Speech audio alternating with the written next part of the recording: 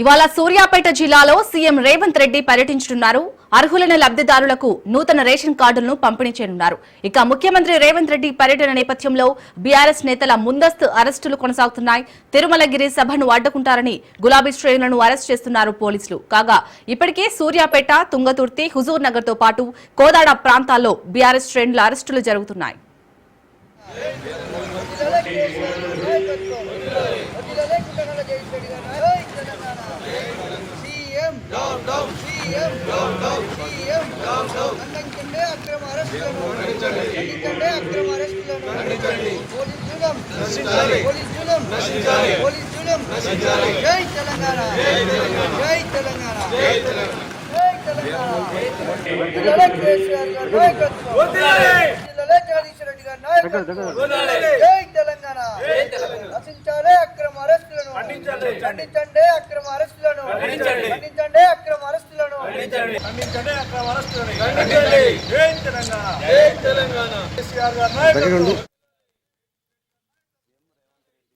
తిరుమలగిరి వస్తున్నాడని చెప్పేసి మా నాయకుల్ని, మా కార్యకర్తల్ని అరెస్టులు చేశారు. ఈ అరెస్టు అనేటువంటి అక్రమం, దుర్మార్గం. ఎవరిని అరెస్ట్ చేయాలి? నువ్వు ప్రజల కోసం పోరాడే వాళ్ళనా? ప్రజల సమస్యలు ఎక్కడున్నా ఇది సమస్య అని ఎలుగెత్తి చూపే వాళ్ళని అరెస్ట్ చేసేది? ప్రభుత్వంలో చేయాల్సిన పనులు సక్రమంగా చేస్తే అసలు ఈ అరెస్టులతో పనే ఉంది. ముందు ప్రజలకి హామీలు ఇచ్చినావో హామీలు నెరవేర్చు. నువ్వు ఎంత అరెస్టులు చేస్తావో, ఎంత నిర్బంధిస్తావో అంత ఉవ్వెక్తులు లేచి పెడతావు. అంతకంటే ఎక్కువ రెట్టింపు ఉత్సాహంతో నీ అవినీతి మీద, అక్రమీల మీద నువ్వు పోరాటం చేస్తావు. నువ్వు ఢిల్లీ ఏజెంటుగా, మోడీ ఏజెంటుగా మారి ఇలా తెలంగాణ ప్రజల్ని, తెలంగాణ రాష్ట్రాన్ని అప్రదిష్ట పాలు చేసేటువంటి ఆలోచనలో ఉన్నావు. అవి నీ పప్పులు ఉడకవు.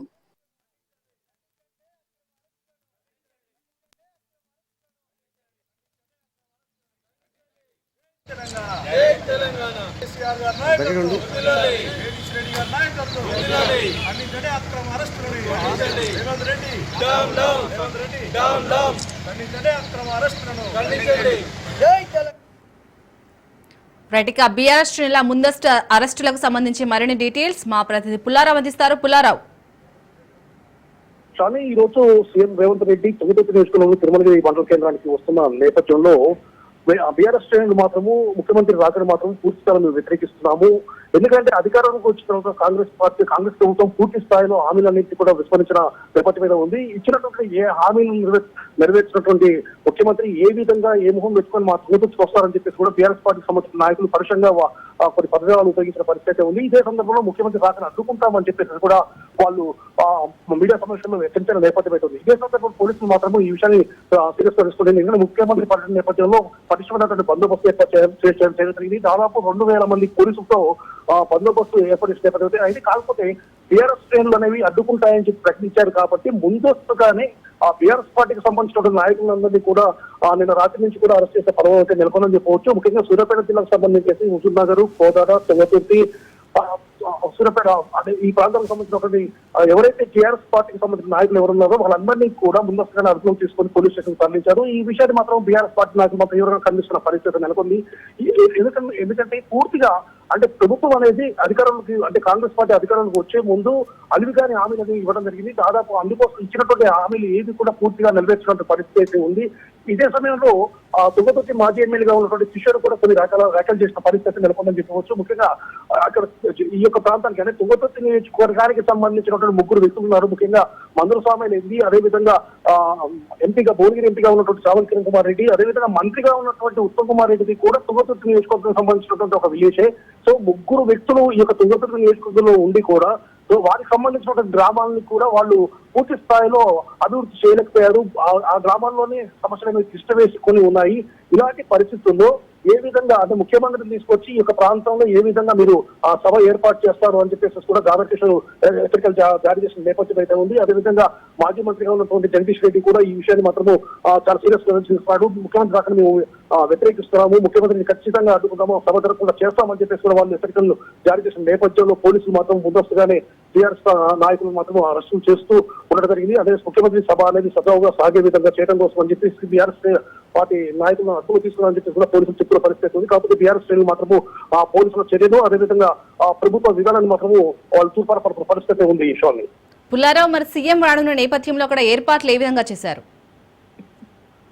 సీఎం రాక సందర్భంగా ముఖ్యంగా బీఆర్ఎస్ పార్టీ శ్రేణులు హెచ్చరికల నేపథ్యంలో మాత్రము ఆ పోలీసులు మాత్రము పటిష్టమైనటువంటి బందోబస్తు ఏర్పాటు చేశారని చెప్పవచ్చు. ముఖ్యంగా జిల్లా ఎస్పీ సూర్యాపేట జిల్లా ఎస్పీ ఆధ్వర్యంలో దాదాపు 2000 మంది సిబ్బందిని ఇందుకోసం వినియోగిస్తున్నారు. అదేవిధంగా కాంగ్రెస్ పార్టీ శ్రేణులు కూడా ముఖ్యమంత్రి యొక్క సభను విజయవంతం చేయాలని చెప్పేసి కంకణబద్దులు ఉన్నట్టుగా మనకు తెలుస్తుంది. ముఖ్యంగా దాదాపు 1,00,000 మందితో ఈ యొక్క సభను విజయవంతం చేయాలని చెప్పి అవసరం. దీనికి ముఖ్య కారణం ఎందుకంటే తెలంగాణ రాష్ట్రంలో కాంగ్రెస్ ప్రభుత్వం కొలువుదీసిన తర్వాత ఈ నూతన రేషన్ కార్డుల విషయాన్ని మాత్రం చాలా వాళ్ళు ఒక రకంగా తీసుకున్నారు. దానిలో భాగంగానే నూతన ఈ యొక్క రేషన్ కార్డుల ప్రక్రియను మాత్రము తుంగతుర్తి నియోజకవర్గంలో ఉన్నటువంటి తిరుమల నుంచి ప్రారంభించాలని చెప్పి భావించడం జరిగింది. అంటే తుంగతుర్తి నియోజకవర్గానికి సంబంధించేసి తెలంగాణ రాష్ట్ర వ్యాప్తంగా ఉన్నటువంటి ఈ రేషన్ కార్డుల ప్రక్రియను ప్రారంభించాలంటే లాంఛనంగా ప్రారంభిస్తున్న నేపథ్యంలో మాత్రము కాంగ్రెస్ శ్రేణులు మాత్రము దీన్ని పూర్తి స్థాయిలో వాళ్ళు విజయవంతం చేయాలని చెప్పి దృక్పథంతో ఉన్నారు. దానికి అనుగుణంగా కూడా అన్ని రకాల ఏర్పాట్లు చేసే పరిస్థితి ఉంది. దాదాపు 1,00,000 మందితో ఈ యొక్క సభను విజయవంతం చేయాలని భావిస్తున్నారు.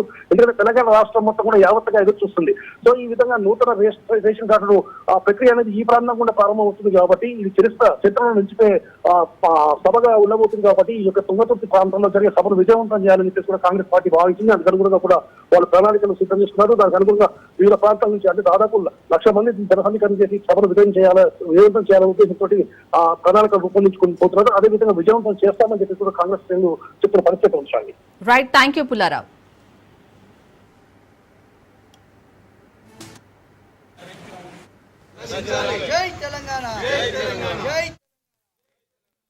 రాష్ట్ర ముఖ్యమంత్రి వర్యులు కూడా రాబోతున్నారు. అలాగే మనం పౌర సరఫరా శాఖ మంత్రి వర్యులు కూడా రాబోతున్నారు. ఒక కొత్త రేషన్ కార్డ్స్ కి ఒక పెద్ద ఎత్తునంగా గ్రాండ్ లాంచ్ గురించి చేయడం జరుగుతున్నది.